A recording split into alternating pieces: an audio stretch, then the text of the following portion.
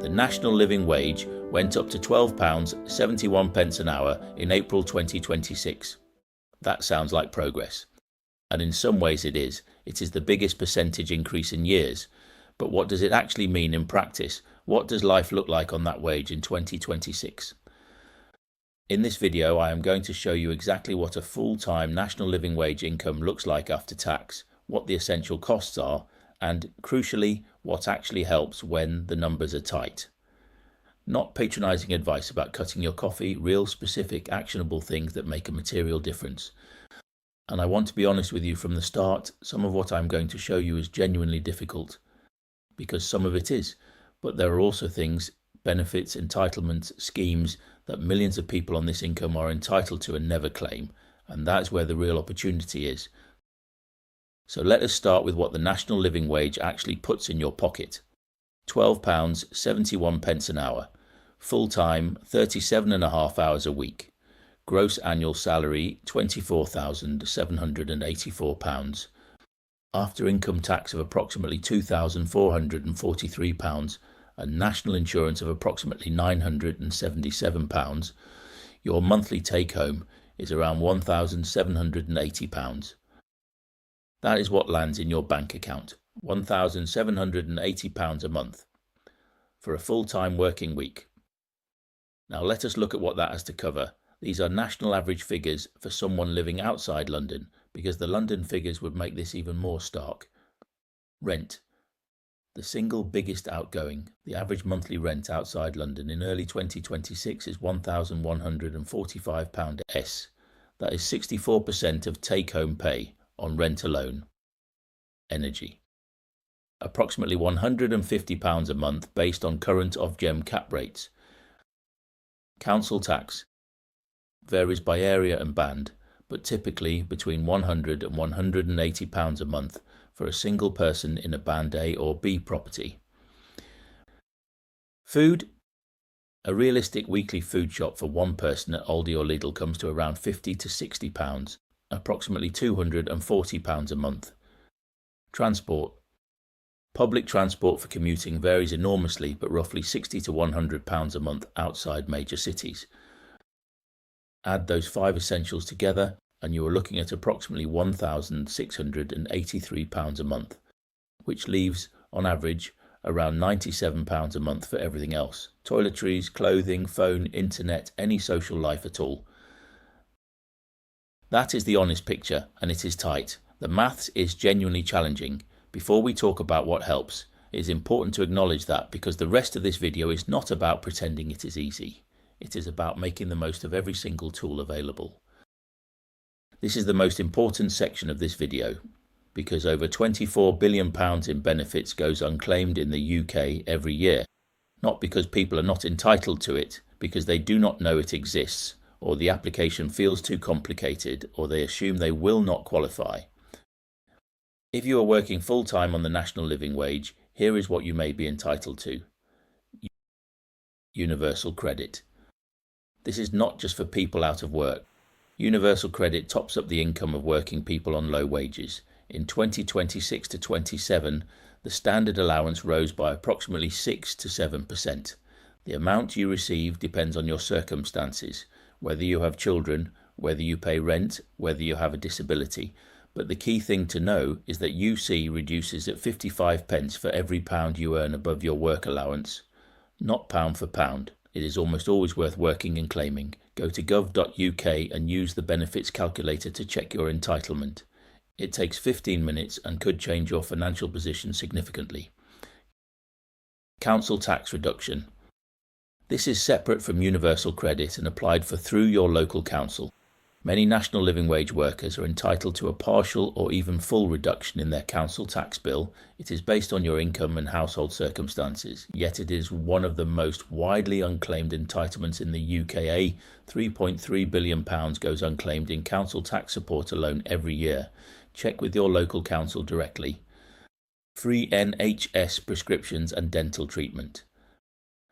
If you are on universal credit or your income falls below certain thresholds, you pay nothing for NHS prescriptions and dental checkups.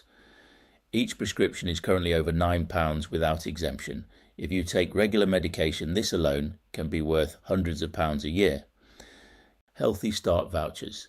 If you are pregnant or have a child under 4 and receive qualifying benefits, including universal credit, you receive £4.25 a week in vouchers to spend on milk, fruit, vegetables and vitamins. It is not a fortune, but it is free money that goes directly to the basics. Warm home discount. An annual payment of £150 applied directly to your energy bill. Eligibility is based on income and you need to apply. It does not happen automatically. Energy social tariffs. Most major energy providers offer reduced rate packages for low-income households.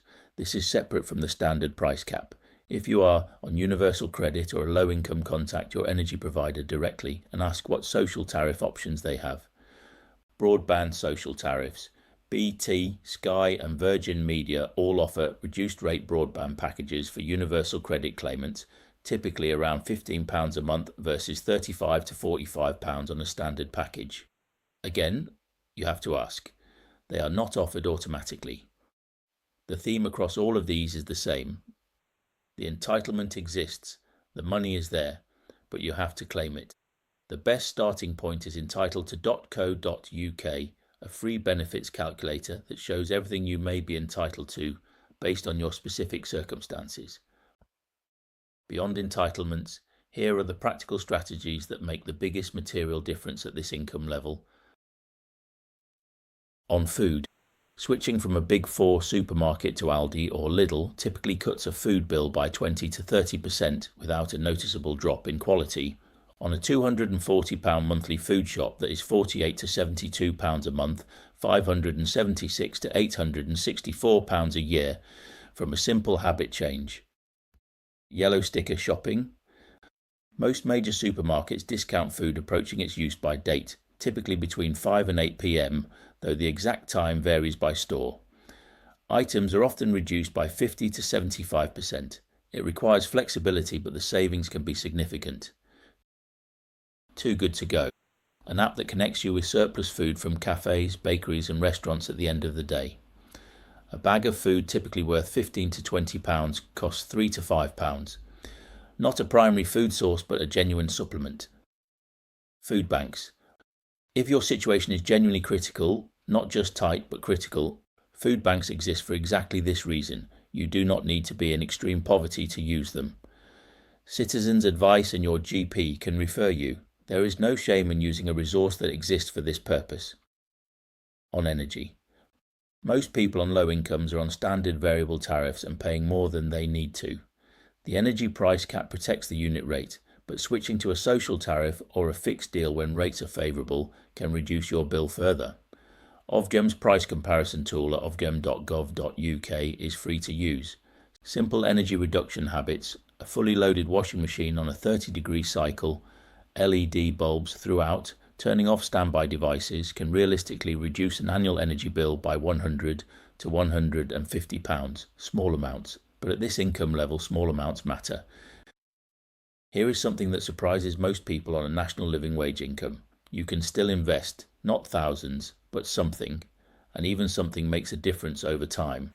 If you are a first-time buyer saving for a property, a Lifetime I.S.A. is one of the most powerful tools available regardless of your income. You can put in as little as £1. The government adds a 25% bonus on anything you save up to £4,000 a year. On £100 saved, you receive £25 free from the government. That is a guaranteed 25% return before any interest, on a property costing up to £450,000 anywhere in the UK. Even £20 a month into a Lifetime I.S.A. earns you £5 in government bonus, over time compounding in a cash lifetime. I.S.A. paying around 4% interest, that's a meaningful contribution to a first home deposit. And even if a property feels a long way off, opening the Lifetime I.S.A. now costs nothing and keeps the option open. You must open it before age 40. If you never buy a property, you can use it penalty-free for retirement from age 60. Here is the truth that most personal finance content avoids saying. The national living wage in 2026 is simply not enough to live comfortably in almost all parts of the UK. The numbers do not add up on their own. That is not a budgeting failure. That is a structural reality. The strategies in this video, the benefits claims, the food switches, the energy tariffs, the Lifetime I.S.A, all of them make a material difference. Combined, they could free up £200 to £300 a month that is currently going unclaimed or overspent. That is real and it matters. But the longer term answer for most people on this income is income growth, additional skills, qualifications, career progression, additional income sources. In a couple of weeks on the channel, I am going to cover side hustles, realistic, legal, online ways to earn additional income while in full-time work. That one is particularly relevant if you are watching this video. The national living wage is a floor. The goal is to move off it. The strategies here make the floor livable while you do. Two important things. Benefits entitlement is complex and varies significantly by individual circumstance, household composition, location, existing savings, whether you have children or dependents. The figures I have used are illustrative. Always use a benefits calculator or speak to citizens' advice before assuming what you are or are not entitled to. This video is for educational purposes only and does not constitute financial or benefits advice. All figures correct as of July 2026. Here is your one job after this video. Go to entitled.co.uk right now and run a benefits check. It takes 15 minutes and it is completely free. If there is anything you are entitled to and not claiming, that is money you have already earned and the government owes you. Subscribe for a new video every Friday, no jargon, no products to sell you, and drop a comment below. Are you or someone you know on the national living wage right now? What is the single hardest thing about making it work? Now, you have a clear picture of what the national living wage actually looks like in 2026 and the tools that make it more manageable. Next Friday, I am going to show you exactly how to save your first £10,000 from zero. Oh, the right accounts, the right order, and the one habit that makes more difference than anything else. Whether you are starting from scratch or trying to build a proper financial foundation for the first time, that one is essential viewing. That goes live next Friday. I will see you there.